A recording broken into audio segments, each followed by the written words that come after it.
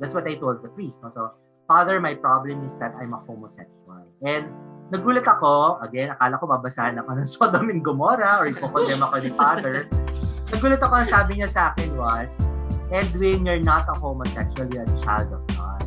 So parang, to be honest, nung narinig ko yun, parang feel ko, parang, ito namang paring to, ilang taon ko parang nag-muster ng strength to come out to you, di ba? Parang i-disregard mo lang siya, di ba? But I think at that point, siguro I began to meditate on the meaning, on the truth that I am a son of God. So, and I came to the conclusion by pondering on that na, okay, what does a son of God do? Di ba? So a son of God can actually be faithful to the teachings of the church, and by doing so, will not feel that he's being deprived. In fact, by doing so, he's actually fulfilling who he is.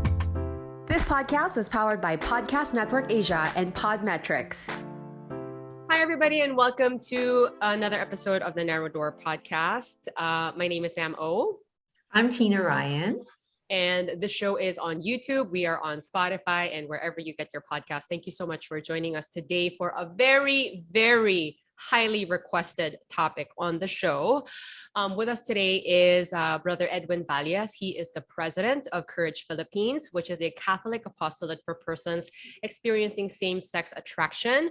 He is also the host of a podcast called Be Not Afraid. And this is a podcast that features the stories of our brothers and sisters in the LGBTQ plus community and how they're journeying through the faith. And you can watch this on YouTube on a channel called Faith Watch, which is in cooperation with CBCP Media. They're also on Spotify. What a long intro. Brother Edwin, thank you so much for being with us today. Yeah, so thank you for inviting me. So I'd like to greet all the Narrow Door podcast viewers. So thank you for inviting me and for giving me a chance to talk about my journey in my with my same-sex attraction in my Catholic faith, and also to talk about the Courage Apostolate. So again, thank you very much. Thank you. Nice to see both of you. Oh my gosh, I am so thrilled that you can join us today because, as I said earlier, this is a topic that has been requested since the beginning of the show, and we've been doing this for a year. And I guess I kind of put it off because honestly, I was kind of worried that I wasn't equipped to really discuss it on the show.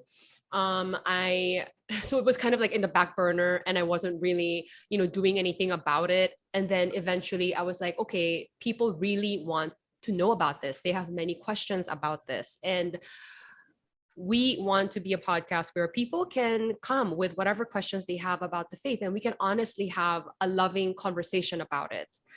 And I want to thank my friend Burns, of course, who is the host and creator of Unboxing Catholicism, who connected us. I could not think of a better person to talk about this with us. So again, thank you.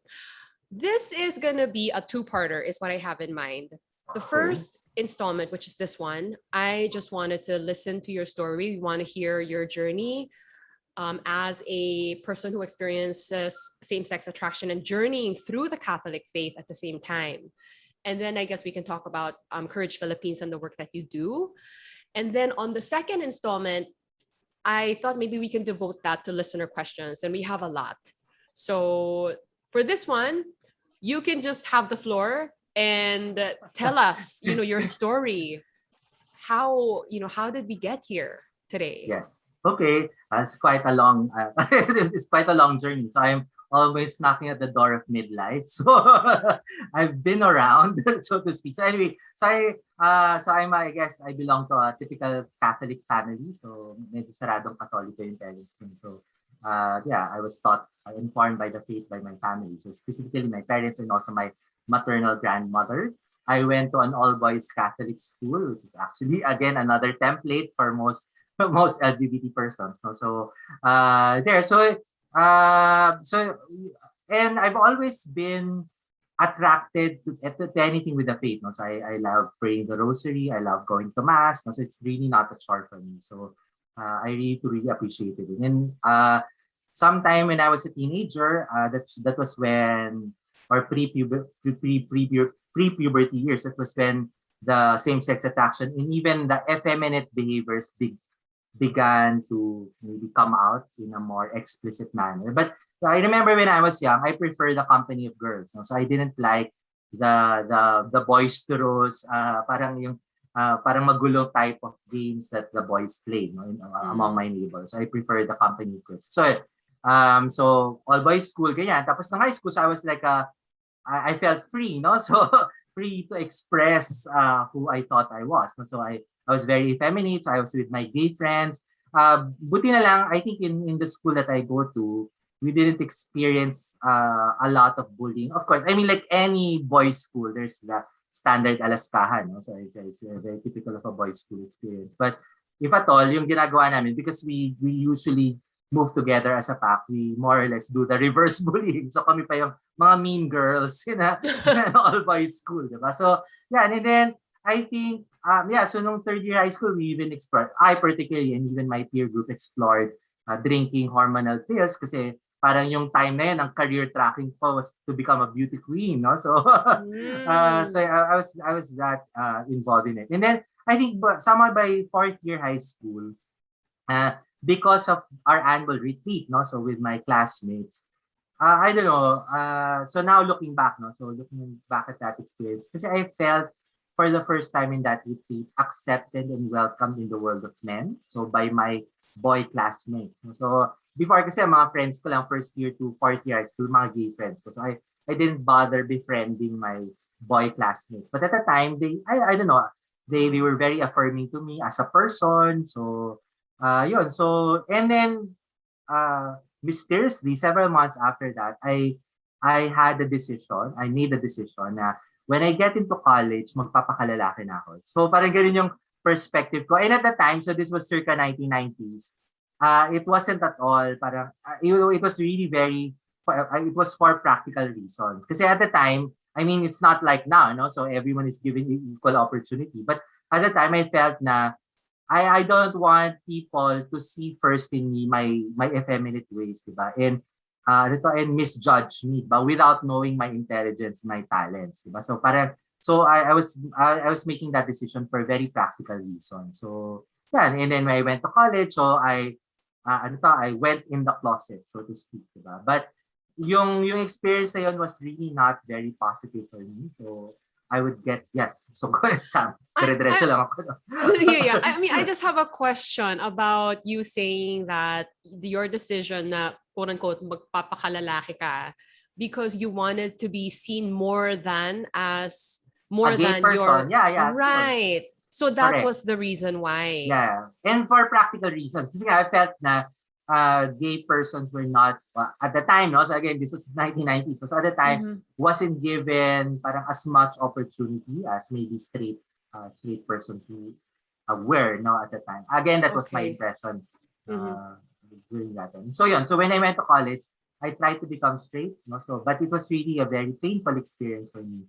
Siguro yung cause ng tension of it all was I was doing it parang with good intention for the right reasons, but I cannot control the overall feeling that I have, no? So it's a very powerful feeling to be attracted to the same sex. So ganun, so there's always that tension, and I'd get depressed. In fact, I developed some romantic feelings towards a girl, parang barkada talaga, no? So talagang gano'n, yung umabot dun sa point na yun, and yet because my same-sex attraction continued to persist and even parang powerfully express itself. So, no? So, I felt na if I pursue this girl barkada of mine, I will just be bringing her into my problem. So, feeling ko it's not. So, yeah, I decided not to pursue it, and then I'd get depressed. And then, so yung cycle of depression ito went to about during my early 20s, and it was cyclical. Niloloko ko nga, para ako nagkaka-mens. I don't mean to be offensive to both of you, but parang because it's so cyclical, it's on a regular basis talaga. So yung depression na yun. At least may idea ka, Edwin. So yun. So and then parang it got so bad, no? So na umabot pa dun sa point, syempre, parang if you're depressed, I tended to dwell on that negative emotion. And umabot dun sa point na while dwelling on that negative emotion, suddenly it became clear to me why some people will decide to end their life. Yung ganun. So, kasi parang feeling nila very hopeless na eh. Parang paulit-ulit na lang tong cycle of emotions na to, di ba? So, I don't know, it was grace for sure, but siguro I think I have sufficient naman self-esteem. So, parang nung umabot na ako sa parang hindi na ata maganda na isip mo, Edwin. Parang step back, step back, step back. So, ayun. good. So, nung mid-20s, so the feeling was, so from depressive, naging resignation. And then, until finally, I decided na parang to hell with this. Bakit ko ba pinahihirapan ng sarili ko, diba? So, why don't I just accept who I am, diba? Who I thought I was at the time. So, yun. So, I came out, diba? Parang ganyan. I flourished in the active gay lifestyle and celebrated it so, no? So, kasi nung 18 up to mga early 20s, I was practicing it, but pero patago, diba? So, yung parang really clandestine affairs, so to speak. So, pero yung mid-20s onwards, talagang parang I fully embraced it, diba? So, yes, go ahead, Sam. How did you, sorry, I'm like, question. Ako din itataas. How did your family react? Because I understand that you came from a very religious family. Yeah. Sagrado Katoliko yeah, nga. correct. I also come from a generation of don't ask, don't tell. So, we never really talk about it, diba? So, and pag family reunion, syempre lahat ng mga kamag-anak ko, tatanungin ko, ba't hindi ka pa nag-asawa? Asan ang girlfriend mo? Parang I've mastered the art of evading that question, di ba? Parang, I don't know, parang, I suppose, I think parents will know naman, di ba, what your children are going through. Diba? I felt na it wasn't a necessary conversation, and it wasn't a conversation that I was actually comfortable to make with my parents. Diba? Yes, Tina. So, parang akong teacher. Yes, Tina. Sir, biglang ganun na, professor. So, the whole time na may struggle ka with your sexuality, none of your family members knew or an inkling? Wala kang sinabihan kahit isa? So, nung high school ako, pinatawag yung parents namin ng prefect of discipline. Kasi nga, di ba? So, in fact, my father was summoned. So, yung prefect of discipline told him na parang, your son is flamboyant, ganyan. Parang let's try to please encourage him to befriend other groups, di ba? So something like that. So of course my dad knew, no? So pero we never talked about it. Yeah. So meaning, like, does that mean that you guys never talked about it because they have not accepted? Paano ba? Hindi naman. Or in denial? Ganun? Hindi naman. Parang it's just not a conversation na I think all of us are comfortable discussing. So, a topic that all of us are comfortable discussing. So, yun na. Kasi I come from a different generation. So, don't ask, don't tell. And it's okay. Yung ganyan, yung hindi kagaya ngayon, di ba? Parang there's just a compulsion to bring things out in the open. Kasi again, from that context, sometimes kasi yung in family life, some things are better left unsaid. I don't know. Again, it may not sound nice to the current generation. So, yeah. So I felt that, and basta unspoken yun, di ba? Parang right. So, they understood it clearly. So, yeah. So nasa mid-20s na tayo, so I was celebrating the gay lifestyle. I became part of an all-male choir group. No? So all-male, actually, quotation yun. So, in fact, we're an LGBT choir. So it's like 98% of all-male choir members were gays. No? So, and then we participate in the Sydney Gay Games, so 2002. I think yun yung Gay Olympics. So we're now in an Olympic year. This is like the Gay Olympics. So 6,000 of the world's best gay men and LGBT persons are gathered in Sydney. And then there's a cultural component in it. So we participate in the cultural component. So I was really very active in the gay lifestyle. So ito yung nangyayari sa akin in terms of shall I continue? Yes.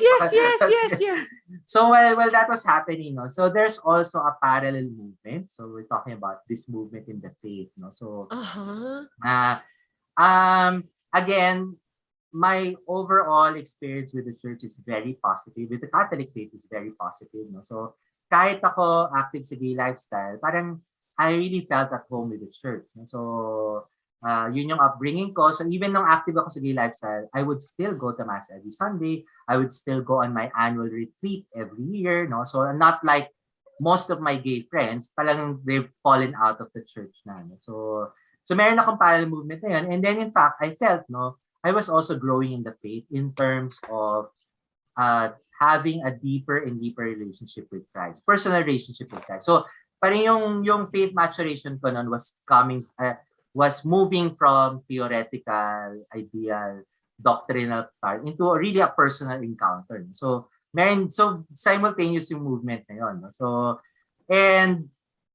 So yung mid-20s ko, when I decided to embrace the gay lifestyle, ang decision ko noon was, I cannot reconcile yung fact na my personal experience with Christ and the church is positive. How come the teaching of the church is telling me that what I'm doing and who I was wrong? No? So, Right. parang feeling ko disconnected yon. Kasi parang maganda naman yung experience ko with Christ. Pag nag-uusap kami through scriptures, parang maganda naman yung very intimate naman yung conversation namin. So, hindi ko siya ma-reconcile. So, what I did, so alam ko iba't iba yung ginagawa ng LGBT person. So, ako, what I did was to do the pick and choose type. No? So, okay, I like this church. I like the church services every Sunday. I like going on my annual retreat. I like meditating on scriptures. I will do this, diba? So I do not agree with the teaching on homosexuality. So parang ganun. So pick and choose. So parang cafeteria Catholic, diba? So pipiliin ko lang yung what I like about the faith. No? So yeah. So and this went on for many years. So as I get deeper and deeper into the gay lifestyle and deeper into the faith, yun. So siguro what came to a head, diba? So parang i-fast track ko na, diba? So yan, so even if I conveniently rejected the teachings of the church on homosexuality,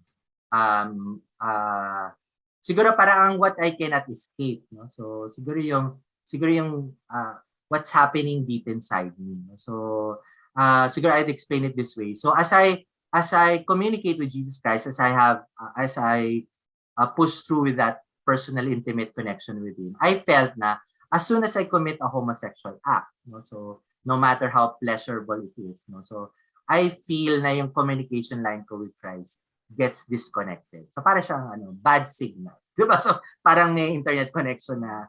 So ganoon. So parang feeling ko, parang I feel na yung prayer life ko is not as enriching or it's not as intense or intimate. So then I would go back to confession and then meron ng sacramental, parang Eucharist, di ba? Tapos yun, so parang babalik na naman yung channel, di ba? So yung gano'n. So, and this went on for many years. Ha? So,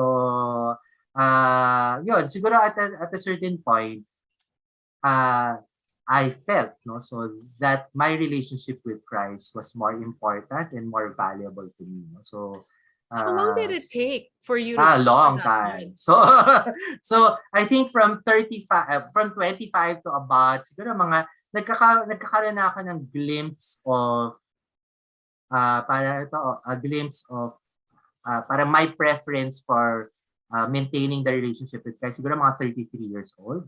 So it's about for 8 years old. So I was very active in gay lifestyle. And then from 33 to 40, parang yun yung, so iba kasi yung pag, okay, I'm choosing Christ over what I'm feeling or what the pleasure I get from this, versus parang talagang cessation of the homosexual activity, diba? So it took me another 7 years to do that. So it was really a long journey for me. Speaking of pleasure, yun nga kasi parang you said it earlier na it takes away from the relationship, the existing relationship you have with Christ. But at the same time, yung pleasure mo from having those activities ang tumitigil sa'yo. Ang pumitigil sa'yo, diba? Correct, yeah. Oh my gosh, I can imagine how hard that must have been. Mahirap siya nung 80s to 25. Yun na, kasi nga, kaya siya naging depressive for me. No? So, and then from that end, pendulum ako to the other side. To hell with the teaching of the church, diba? I will do what I want to do, diba? What I felt right for me, diba? So, but even doing that, no? So in fact, lagi ko sinishare, no? So I can carry on with my life by doing that because I have the best of both worlds. No? So I have the best of what I felt, the best of my Catholic faith, diba? and also the best of the gay lifestyle. So as I said, siguro hindi ko talaga, I cannot escape what I was feeling deep inside. Yung feeling ko talaga na, if I'm being honest with myself, no, I feel I was being torn apart. So kasi para siyang ano siya para siyang divergent paths, no. So kahit pa gaano ko i-convince sa sarili ko na I can do this, diba? I can manage to make this work together, have the best of both worlds. Yeah, talaga hindi ko parang I cannot really escape what I was feeling deep inside me. So Yeah. So while you were living those two parallel is it even fair to say parallel lives? Like there were like two different paths that you were paths, on. correct, yes. And did you have any help outside of the Catholic Church? Like did you try different things to maybe kind of, I don't know, sort this out for yourself? Fight the urge.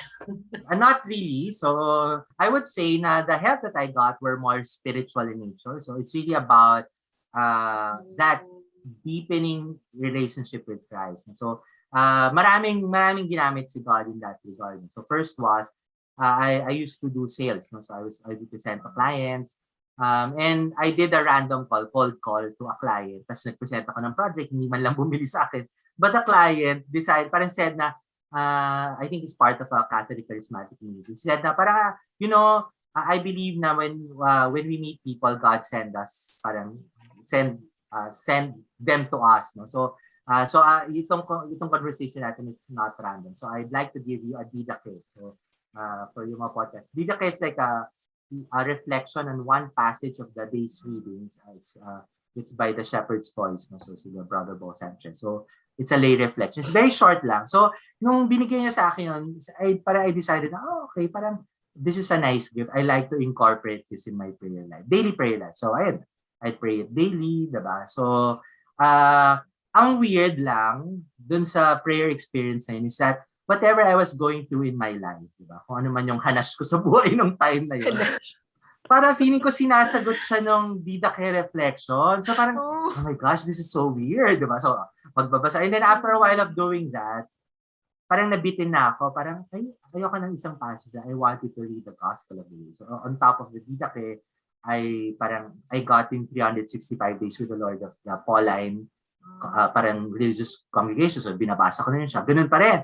Tapos nabitin na ako. I want to read the whole readings of the day. So first reading, Psalm, ganyan, Gospel.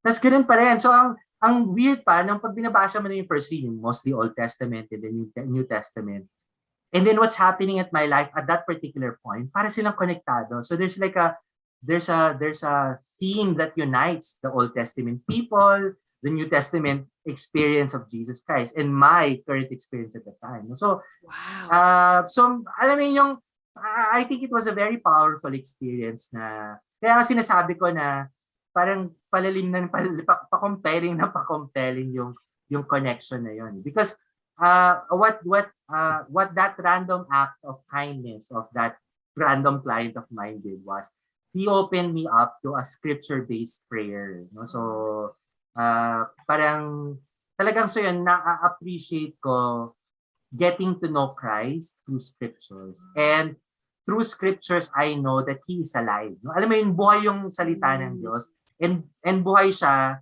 not just theoretic, but buhay siya in my own life. Because it addresses what I was going through at that particular time. So, yun na nga. So, as you can imagine, after some time of experiencing this, itong connection na to became more and more powerful and compelling na I would rather keep at this rather than parang sever, di ba, yung experience na ito. Kaya, so yun yung context mo na no matter how I thought pleasurable the homosexual encounter is and how fulfilling it was, no? So it just didn't compare, diba, to the experience I get from this encounter with Christ. Wow. Pero matagal, sabi ko 7 years ko pa. Alam ko na siya, pero parang to unlearn that habit is very difficult. And I think that really applies to whatever our struggle is, because we recently did an episode that touched on this. And it was really more like, well, how do we treat people who are struggling in the faith? Well, which is all of us, guys. Like, we're all sinners. Just interchange whatever sin you're struggling with. That's all of us. And as much as you want to maybe offer them guidance or maybe share with them like what the church teaching is or whatever, like I think sometimes the best thing to do is also just give them the space and time to journey through it themselves. Amen. Yes. And I mean, you obviously like had a very long journey to get to where you are. Correct. And only God can do that for us with our yes, of course. So that was one thing that I was thinking about while I was listening to you. Did you ever have that conversation with your parents then at some point? Like, So yung conversation ko came, so when I joined Courage na, diba? So I joined Courage just before my 41st birthday. Talagang literally, I was 40 years in the desert. Para akong Old Testament people. So, yun. So when I joined Courage, so this was February 2014. I remember my very first interview with Courage was February 14, 2014. So 2/14, it was a Valentine's Day. So nakakatawa kasi I sent an SMS to yung leader at the time. Sabi ko, let's meet. Saan tayo? Ganyan. So we sabi namin mag-meet kami sa Starbucks. Tapos yun, so, parang nung maaga ako doon, sabi ko, I'm wearing ganito, this shirt and this pants. Grabe parang, and I don't know if you have difference, pero this is like a stereotype hookup, no? So you meeting at a Starbucks, meeting with a random person you do not know, and just giving them the details of parang how do you look, diba? So talagang nakakatuwa lang, parang I find that to be parang yung God's humor, yung sense of humor niya na to revisit, because I've done that so many times before. We call it sex eyeball. So I'm sure it is. I'm sorry. So you mean like in the past when you were living out your same-sex attraction, you would do this, just hook up with random people, and that's how you would connect. Like, okay, this is what I'm wearing. Let's meet at a Starbucks. But then this time, you were doing the same thing to meet with the leader of Courage Philippines at that time. Yes, correct.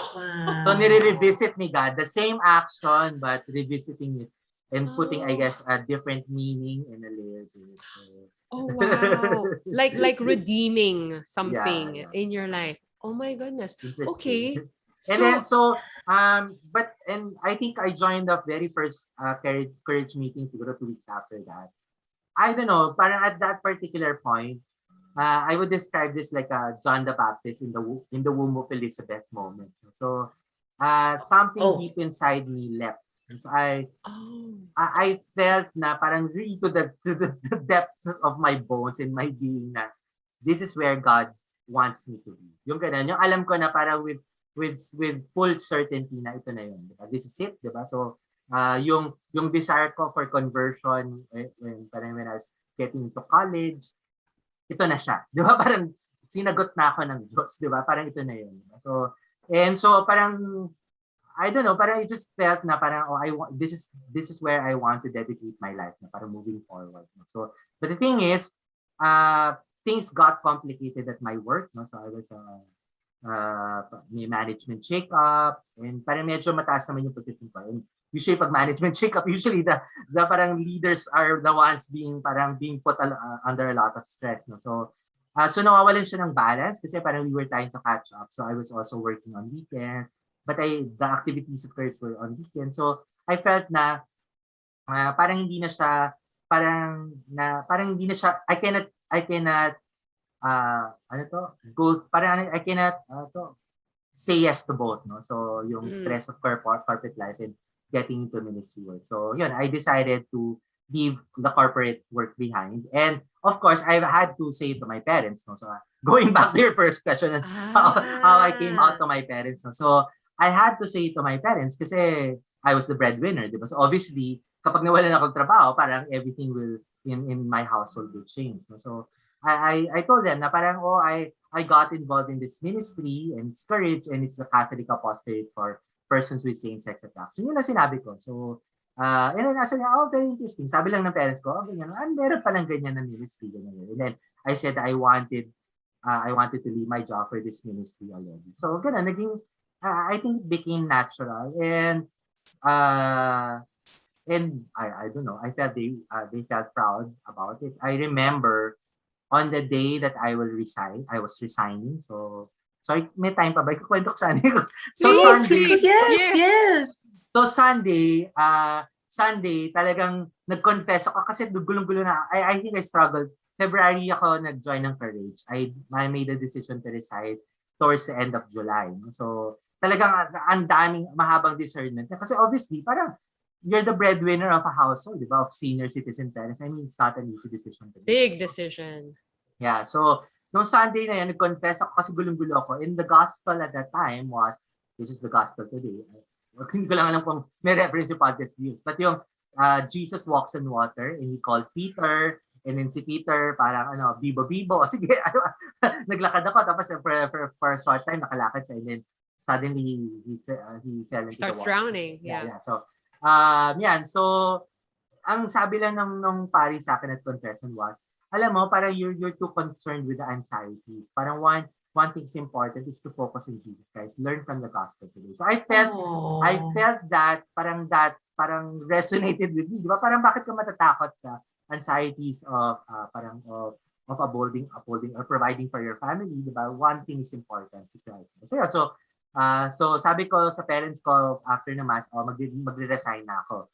Dumating yung Monday, ang gulo-gulo kasi we were doing budgets at the time. So yung first run ng budgets. Kapag gumagawa ng budgets for next year, parang lahat ng tao hindi mo makaw. So I didn't have a chance to talk to my boss. And ako rin, I was busy doing all the number crunching. And then Tuesday was a holiday. I remember it was the memorial of Saint Martha, July 29 yan. Tapos nag-mass na naman. And then yung gospel at the time was Martha, Martha, you're anxious about many things. Your sister Mary has chosen the better part. And while that we take it. So again, I took it to me na huwag na matakot, di ba? So yun. So Wednesday morning while preparing to go to work, I was having breakfast. My father approached me, isang randomly lang, sinabi sa akin ng father ko, na, Edwin, we want you to know that whatever your decision is, your mother and I support you. And then he blessed me. Diba? Yung parang ganun. So, I mean, and if you're familiar with the Bible, yung father's blessing is very important. So, ayun, so I suppose it was the biggest affirmation that I could get. So I resigned. Yeah. Wow. What a powerful ending. I mean, Gusto ko mag-popcorn, guys. Wait. Panoorin ko lang si Edwin magkwento. Wow. So, and now you're president of this organization Yes. that, you found your life purpose in. Yes. What happened in that first, ano? Hindi, ikaw muna. What happened in that first meeting? Like, what exactly happens when you meet somebody from Courage Philippines? So yung core kasi ng Courage meeting is a sharing meeting. So in that sharing meeting, we openly talk about our struggles with homosexuality. So anything, either romantic feelings or promiscuous, parang lustful actions, or pornography or masturbation. So I felt at home.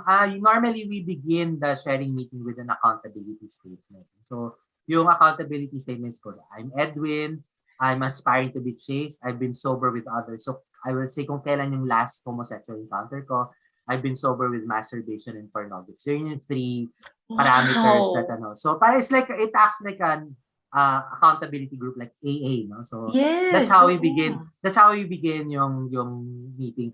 Siguro yung isa sa mga powerful parang experience at that meeting was being part of that sharing meeting and listening to mga accountability statements of mga brothers and sisters in Courage, and to find out na a lot of them, even if they have same-sex attraction as I have, they haven't acted in it for years. As in, may iba doon parang 7 years na, 7 years, ganyan na yung huling homosexual encounter nila. So, of course, as a Catholic, I believe na parang I could be free of my homosexual encounters, no? So, naniniwala ko dyan intellectually, but I never believed it in my heart. Kasi nga, despite the best intentions, I was never successful at doing that. Kaya ngayon 7 years of journey, So, yung 33, meron na akong religious experience. I thought na, alam ko na this is what I wanted to do. Pero I had to journey through that. So, all this time, siguro talagang wala akong conviction na it was possible for me to do. But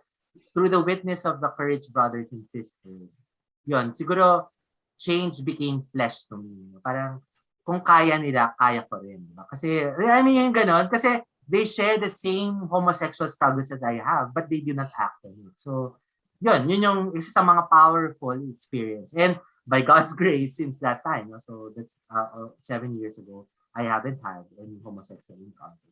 Yun, imposible kong gawin. I'm telling you na, I'm a very lustful, promiscuous, indulgent person. So, it was impossible for me to do that. Parang it was only God's grace that made it possible through the community. Wow. No, and when, like your friend, I mean, because you were out there practicing that whole lifestyle, and I'm sure you've had other friends who are attracted to the same sex. Were you able to bring anybody with you? So far wala pa. Or like, tinakwil ka ba ng iba? Hindi naman. I Or- continue to be friends with them. Kasi they're true friends. So, I think yung friends na yan built across the years yan. So, there's a lot of respect and trust parang with one another in terms of life decisions. So, I continue to meet with them. So, obviously, I don't talk about courage unless I'm asked, no? So, in one conversation, sinabi niya, ay talaga? Kahit masturbation at pornography, hindi pwede. I mean, we can be open about it, no? So, it's really not a problem. But, siguro, so a lot of my friends know, no? Really, my close friends. So, yung isa ko naman mga straight friends, including parang yung mga barkada ko na parang in college. So, yung pag-out ko sa kanila was yun na nga. Oh, I'd like you to know that I'm now with Courage. So sila rin, like my parents, yung mga close barkada ko, I never outed myself to them. So again, don't ask, don't tell. I think they know it naman, di ba? So but we have found a way to just not talk about it, di ba? But I was open to them when I already joined Courage. And anyway, because I was not coming out, so what I was sharing the good news that was already in Courage. Speaking of friends, like, full disclosure, before we started recording this, I messaged Brother Edwin and I was like, okay, Brother Edwin, we're really excited for the interview, but I have to give you a heads up. Like, Tina and I are very emotional about, having to do this interview.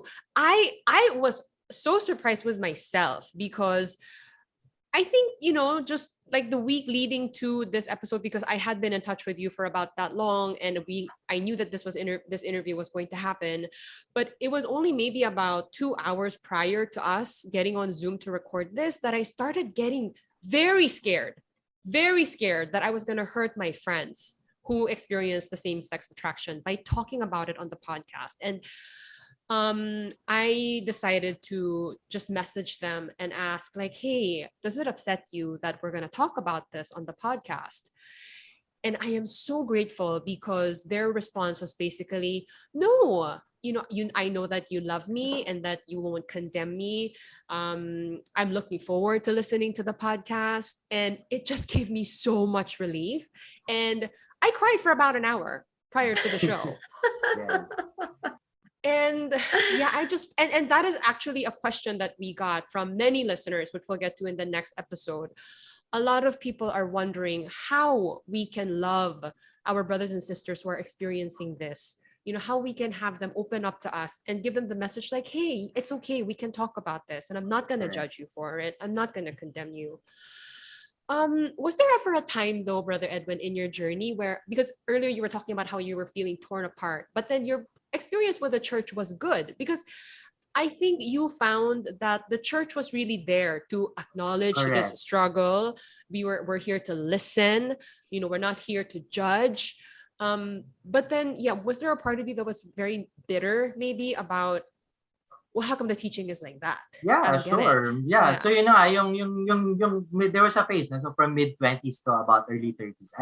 I was parang I would happily engage someone in a debate, di ba? So yung talagang leanings of yung advocacy, di ba? So although hindi naman talaga ako naging full-time LGBT advocate, but sure. Naku, maraming, and even if I have a overall positive experience with the church, like everybody else, naka-experience ako ng parang nakakabwisit na pare or na church leader, no, na nabasahan rin ako ng Sodom and Gomorrah story for sure, no. So I've heard, I was a recipient of that fire and brimstone storyline as well, no. So pero kasi ako mas talagang siguro parang at that time, no, alam ko na parang the church is naman parang much bigger naman than one hurtful priest or one hurtful minister or leader. Diba? So in fact, dun sa mga LGBT brothers and sisters na nakikinig ngayon, so I'd encourage you na parang go back to that point na parang siguro when you were down, when you felt parang alone, how you went inside the church and felt at home. No? So because it was just between you and your God, diba? So parang, and that is the church, no? Yun yung konsepto ng church, diba? It's much more than one priest or one hurtful leader, diba? So because I have many of those, no, yung that silent experience, diba, within the church na I'm sure this will resonate to all, no? Even kahit hindi ka nga punta sa simbahan, diba, yung alam mo yung confused ka pero meron you experience that peace of connecting with your creator, diba? So and yun yung true church, yun yung true encounter. So and I think we should listen to that more. And yeah, I suppose, diba? So I really like how the church, and I did not know this prior to kind of going online for a bit to see like what Courage Philippines does and how the church stance is on this. And I did realize that even the labels of, calling these persons who experience same-sex attraction, labeling them gay, lesbian, homosexual, we try to stay away from this because labeling them now means that this is your identity. correct. Like you are reduced to your sexual attraction, and we are so much more than that. Correct.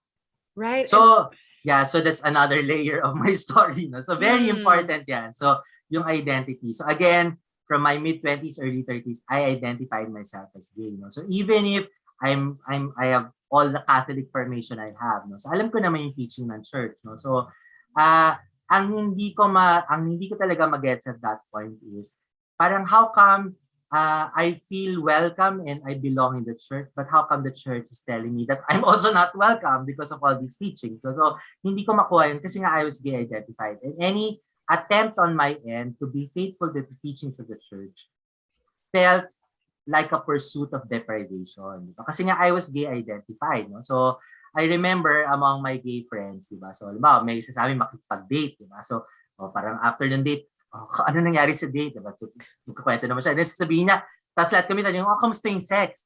Tapos biglang, di magkakwento rin naman. But for the most part, magkakwento sila. Pero mayroong isa or dalawa na after a first date or several days, hindi pa nagsisex. Lahat kami, but hindi pa kayo nag-sex? Di ba kaya ka nga homosexual? Di ba? So, yung identity na yon is based on sex or the sexual act, no? Di ba? So, it is an intrinsic part of the homosexual relationship. Diba? So, parang hindi namin mag-gets yung idea na you'll get to know someone without having sex with them. Kasi nga, yun na, I suppose yung gay identity na yun, I'm not saying na all gays are like that, but at least for my experience and yung conversation with my friends, that was the case. No? So, yun na nga. So, hindi ko mag-gets yun, di ba? So, and kaya parang feeling ko kapag naging faithful ako to church, dinideprive ko sarili ko. So, pinahihirapan ko sarili ko.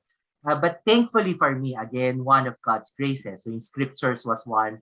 And then the other one was, as I said, no, early 20s pa lang I attend my annual retreats. And it's a silent retreat. No? So, you never get to talk to anyone except at one time, with a spiritual director. And for the many years that I've been going to that annual retreat, I never talked about my homosexuality. So, to Tina's point, hindi lang ako,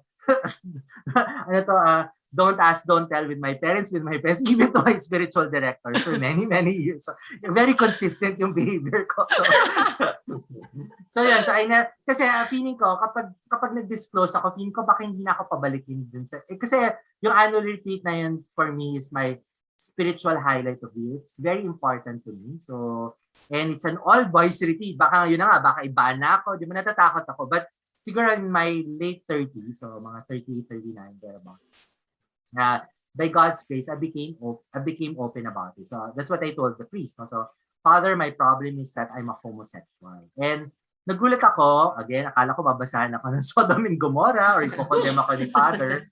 Nagulat ako, ang sabi niya sa akin was, Edwin, you're not a homosexual, you're a child of God. Diba? So parang, to be honest, nung narinig ko yun, parang feel ko, parang, ito naman paring to, ilang taon ko parang nag-muster ng strength to come out to you, di ba? Parang i-disregard mo lang siya, di ba? But I think at that point, siguro I began to meditate on the meaning, on the truth that I am a son of God. So, and I came to the conclusion by pondering on that na, okay, what does a son of God do? Di ba? So a son of God can actually be faithful to the teachings of the church, and by doing so, will not feel that he's being deprived. In fact, by doing so, he's actually fulfilling who he is, diba? Who he truly is, diba? So, yung change ng identity na yon was a turning point for me. So, kasi then, if I embrace the teachings of the church,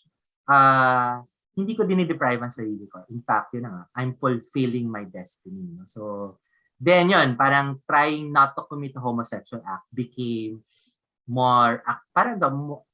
became an easy burden to bear. So, to borrow the words of Jesus Christ in the gospel. So, yeah, it became a light burden. Oh, wow. Is it the same-sex attraction? Is it something that goes away? Or is it just something that you will just, struggle with for the rest of your life? Live with? Yeah. So, in my case, it will never go away. So, I'm not sexually attracted to females. So, kahit pa isipin ko magme-marry ko, baka hindi ma-consummate yung marriage. Wala rin. Null and void din yung marriage na yun. Ay, paano sa ganda namin ni Sam? Aayusan ko na lang kayo.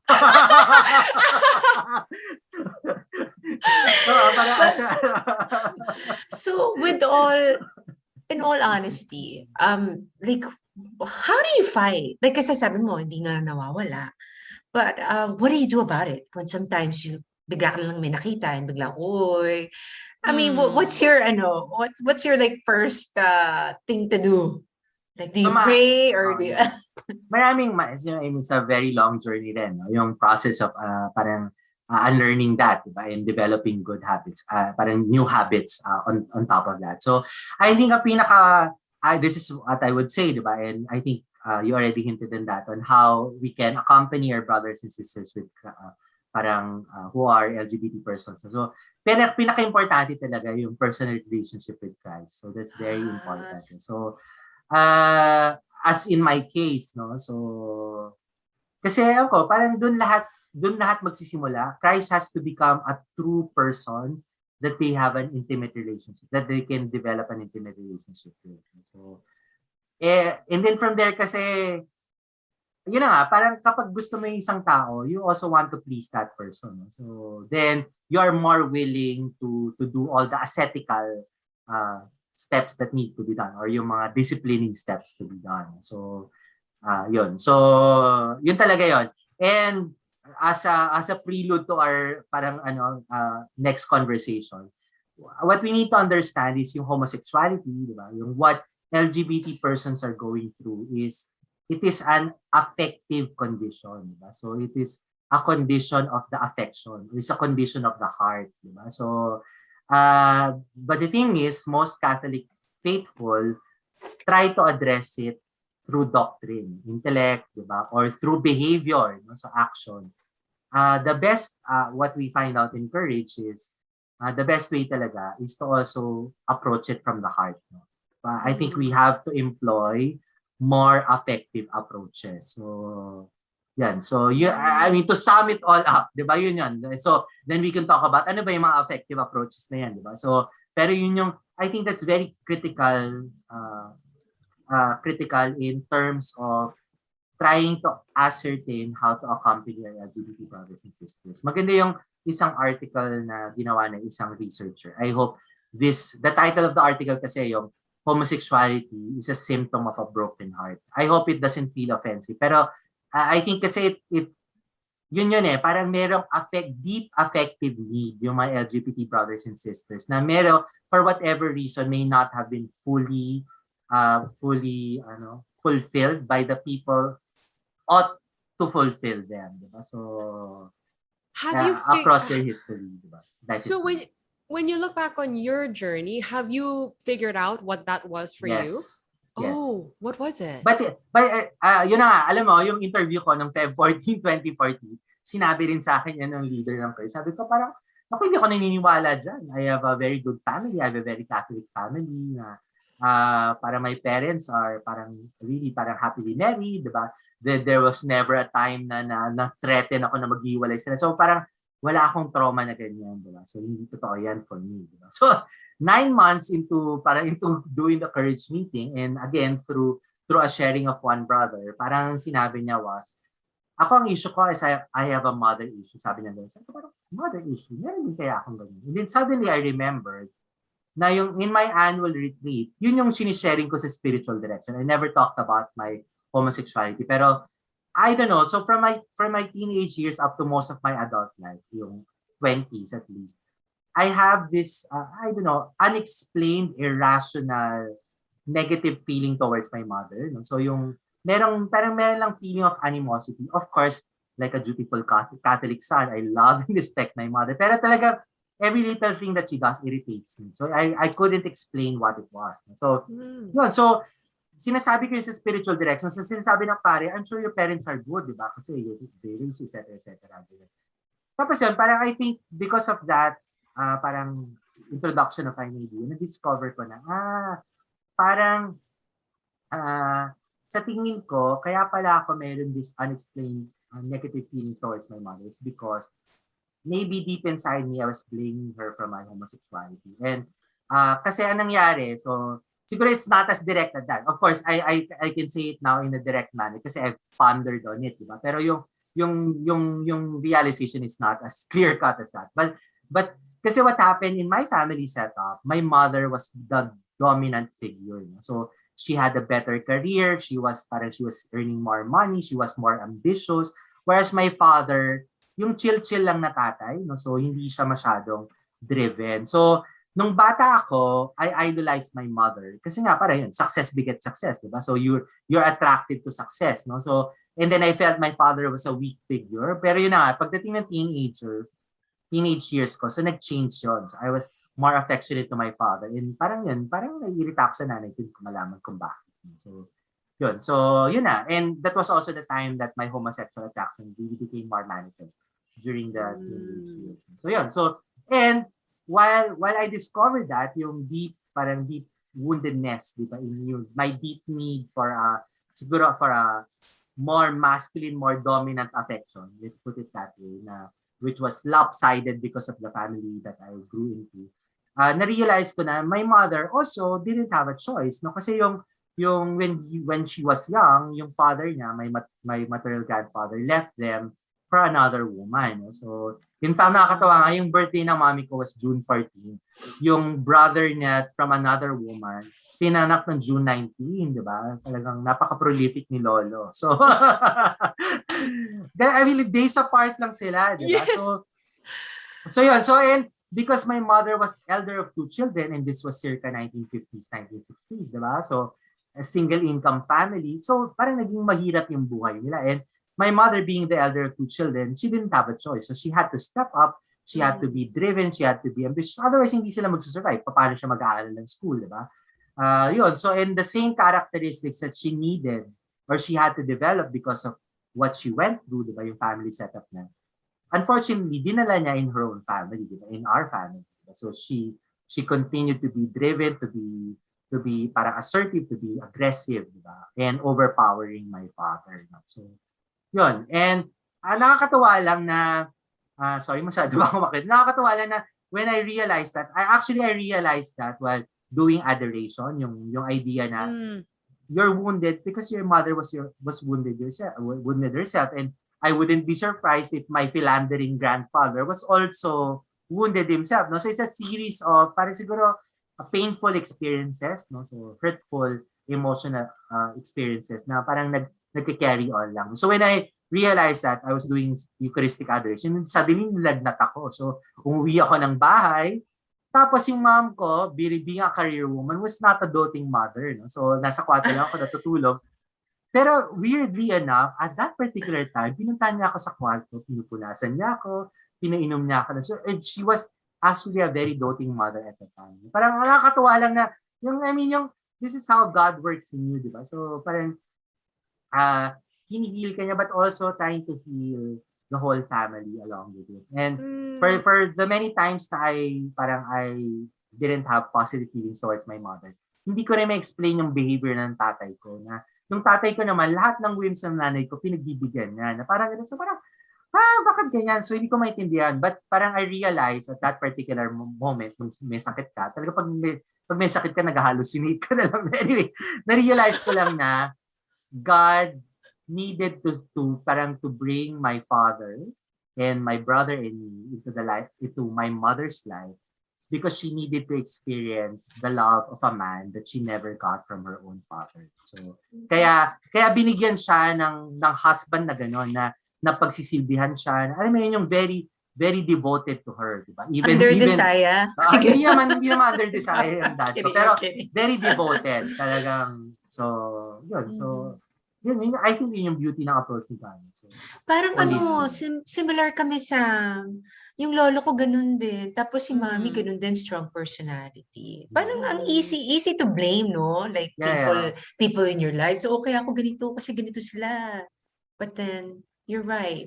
God has a funny way of just making it work in the end, diba? Yeah. And thank you so much for sharing that very intimate family dynamic.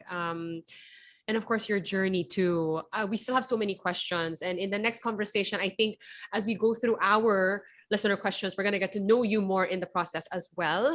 Before we wrap this one though, can you tell us how Courage Philippines accompanies these people who experience same-sex attraction rather? What does that mean exactly?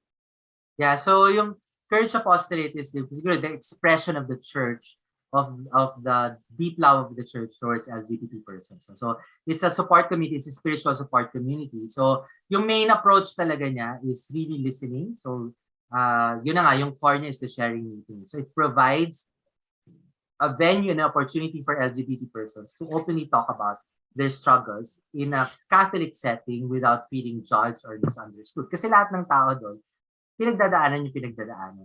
So I think yun yung key doon. And usually yung sharing meetings with a priest. So the priest represents talaga the true church, no? So the church who listens, di ba? Who journeys with people through their struggle. So yeah. So yun yung parang yung brief summary. We can talk about that more in the next part.